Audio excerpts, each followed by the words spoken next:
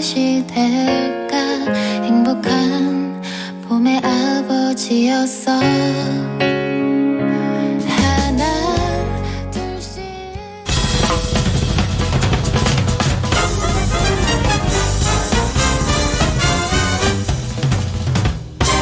훅 인터뷰. 모두를 위한, 모두를 향한 모두의 궁금증 훅 인터뷰. 5월의 광주는 민주주의를 생각하게 합니다. 대한민국의 민주주의는 광주에 큰 빚을 졌습니다. 오늘 5.18 42주년을 맞았는데요. 그날의 진실은 아직 묻혀있고 진상규명은 아직 요원하기만 합니다. 우리는 이 5월 어떻게 보내야 할까요? 5월 정신은 어떻게 되새겨야 할지 한번 생각해 보겠습니다. 5.18 헬기 사격을 증언하셨던 고 조비오 신부의 조카입니다. 5.18 진상규명을 위해서 힘쓰고 계신 분이죠. 조영대 신부님 연결했습니다. 안녕하세요. 예, 안녕하세요. 신부님, 5.18 42주년입니다. 오늘 어떻게 보내셨습니까? 막막하고 조객이 전도된다고 해야 될까요? 이게 주인인 저를 포함한 우리 광주 시민들이 이 광주와 관련하여서 소외됐다는 표현보다는 그냥 광주의 아픔을 담고 있는 5.18 묘역을 우리 광주 사람들이 찾고 싶지 않았던 날이라고 그렇게 말하고 싶네요. 그래요. 오늘 대통령 비롯해서 국무위원, 국회의원들이 다 가가지고 이제 통합하겠다, 광주 정신 기리겠다 이렇게 얘기하던데요. 그러나 오늘 헌법 전문에 대해서 그 5.18 그 공약으로 5.18을 수록하겠다고 했는데 네. 전혀 그런 말 한마디 하지 않았고요. 그 얘기는 안 하셨어요? 네.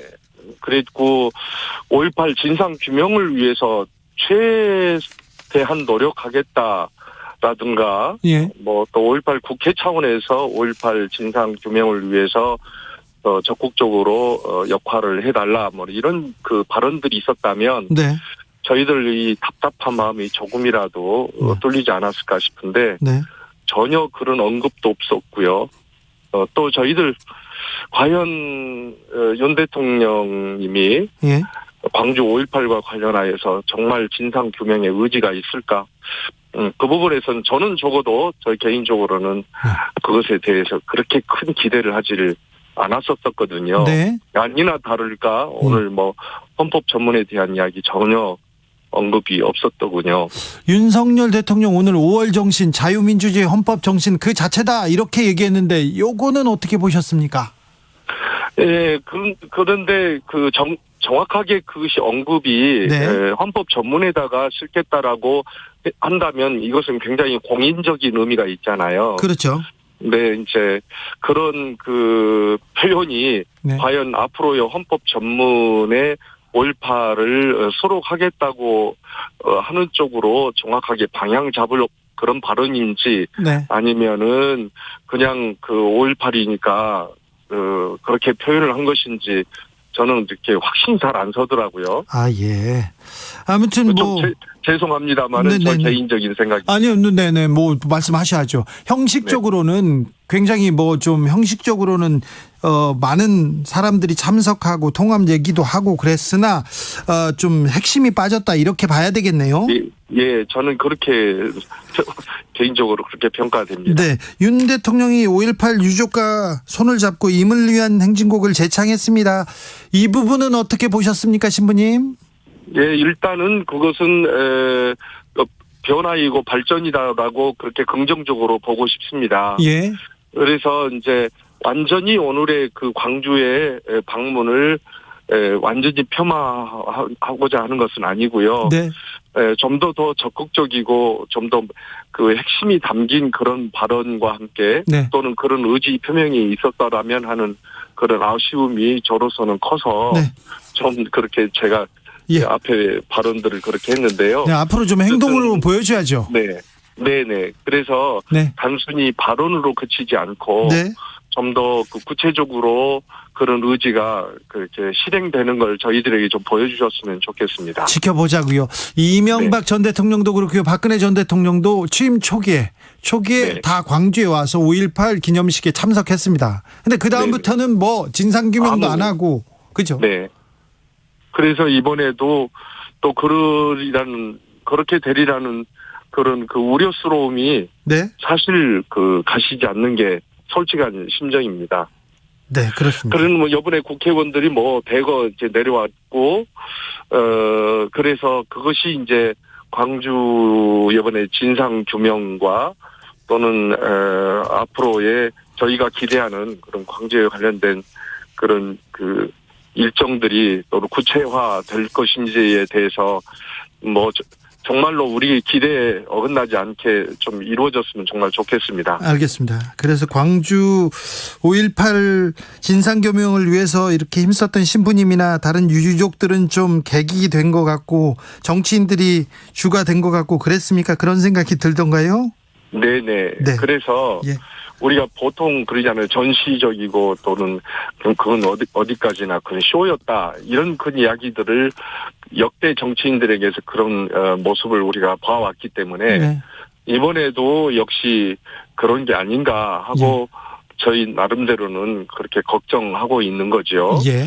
이번에 정말로 우리 국민들이 많이 의구심을 갖고 있고 너무나도 그 공정과 상식에 어긋나게 한동훈 씨를 법무장관으로 이렇게 임명해버리는 이게 5.18하고 맞물려서 같이 그렇게 진행해버리는 모습을 볼 때 예. 과연 윤 대통령님이 진실성을 가지고 공정과 상식에 맞게 5.18도 그렇게 대하고 또 진상이 규명이 이루어지도록 협조해 줄 것이냐. 네. 그 점에서는 여전히 그래서 더 의구심을 떨칠 수가 없는 거죠. 알겠습니다. 직접적으로 좀 행동하고 가시적인 네. 성과를 내도록 계속 지켜봐야죠. 네네. 네. 자, 아무튼 말을 꺼냈으니까 말을 행동으로 할 수 있도록 저희가 촉구하겠습니다. 계속. 예. 예예. 신부님, 네. 전두환 씨가 사망하면서 재판은 어떻게 돼가고 있습니까? 뭐 아시다시피 이제 전두환 씨가 이제 사망한 걸로 해서 형사 재판은 이제 그걸로 이제 끝나버렸습니다만은 지금 민사 재판은 현재 진행 중에 있는데 네. 그 아시다시피 이제 그 역시도 전두환 씨가 이제 사망을 했기 때문에 재판상의 어려움이 사실 있어요. 예. 저와 함께 같이 법률 대리인으로서 고생을 많이 하셨던 김종호 변호사님께서 애를 쓰고 계시는데, 이 법률적으로 상속인이, 예. 이런 민법과 관련된, 그런 재판에 있어서는 이제 그 내용을 그대로 이제 이어 상속을 받게 되는 것이 일반적인 것이어서. 그렇죠. 또 그렇게 되도록, 저희들이 다시 이제 여기 상속인이 이 재판을 받아서 저희들이 지금까지 계류시켰던 그런 어떤 법적인 차원의 재판이 계속 진행되게 해달라는 그 청구를 이번에 또 했거든요. 김정은 그러면 변호사가. 이순자 씨가 이어받아서 민사 재판을 좀 수행해야 됩니까? 예. 근데 그렇게 그렇게 되려면은 여기서 또다시 이제 그 재판부로부터 그것에 대한 판결이 나와야 되겠죠. 네. 그래서 일종의 저희들은 그걸 청구를 이제 했다는 말씀입니다. 네. 전두환 씨 쪽에서는 돈 없다. 계속 그 입장에서 변화가 있습니까? 전혀. 그런데 이제 반응은 뭐냐면은 네. 그것은 전혀 없고 우리는 이제 더 이상 할 아무 책임도 없다, 이것을 일관하고 있네요. 네. 이순자 씨가 지금 그렇게 지금 나오고 있습니다. 네. 전두환 씨가 가기 전에 5.18 진상 규명도 좀 되고 최초 발포 명령자는 누군지 이런 내용도 좀 나왔어야 되는데요. 안타까워요. 그러니까요. 전두환 씨의 모습을 우리가 보면 저는 첫째는 먼저 양심이 그렇게 진상 규명에 협조를 할 만한 양심이 없던 사람이고, 예. 두 번째는 말하자면 사죄하고 사과할 그런 양심이 없는 사람이었다는 거 하고요. 다음으로는 그가 지금까지 온갖 광주와 관련하여서 조작하고 은폐하고 거짓 것으로 했었던 모든 내용들이 이제 거짓이었다라고 드러나는 결과가 되기 때문에 그는 죽을 때까지 결코 광주 5.18과 관련하여서 사과할 수 없는 입장이었을 것입니다. 네. 알겠습니다. 네, 좀 안타까워요. 빨리 이거 좀 의지만 가지면 금방 또 진상규명 그렇게 어려운 일도 아닐 텐데요. 예, 그래서 가해자들은 늘 그래왔죠. 특별히 우리나라가 그런 것 같아요. 네. 무슨 가해를 했으면 그것에 대해서 잘못을 했다고 사과를 하거나 네. 적어도 이쪽에서 이런 부분들이 잘못되었으니 인정하라 이렇게 또 사과하라고 요구하면 정말 저희들이 잘못했다 이런 식으로 해서 역사를 어느 정도 정리하고 넘어가야 되는데 우리는 일제시대 때부터 지금까지 이런 결과를 쭉 놓고 보면 전혀 그 사과도 없었고 진상 규명도 제대로 이루어지지 않았고 또 그에 응당한 처벌도 제대로 이루어지지 않는 것이 현재까지 우리나라의 고질적인 그런 병폐라고 말씀드릴 수 있죠. 네. 최근에 5.18 진상조사위원회에서 좀 조사 결과를 발표했는데 이 점은 어떻게 보셨습니까?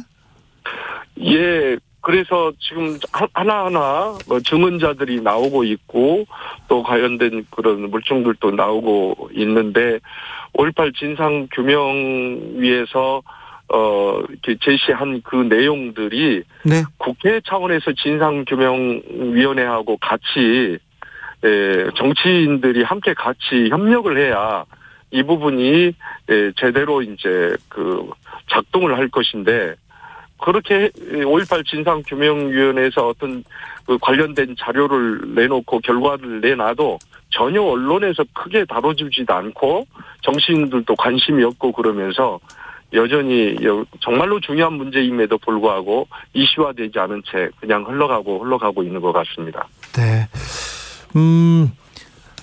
조사위에서 기존 목표치대로 조사를 하고 있으나 지금 전체적으로 50% 선에 머물고 있다고 평가하고 있는데 지금 네. 조사 기간도 6개월밖에 남지 않았습니다. 자, 네. 새 정부가 5.18 진상규명을 위해서 어떤 일을 해야 됩니까? 현안과 과제는 무엇입니까?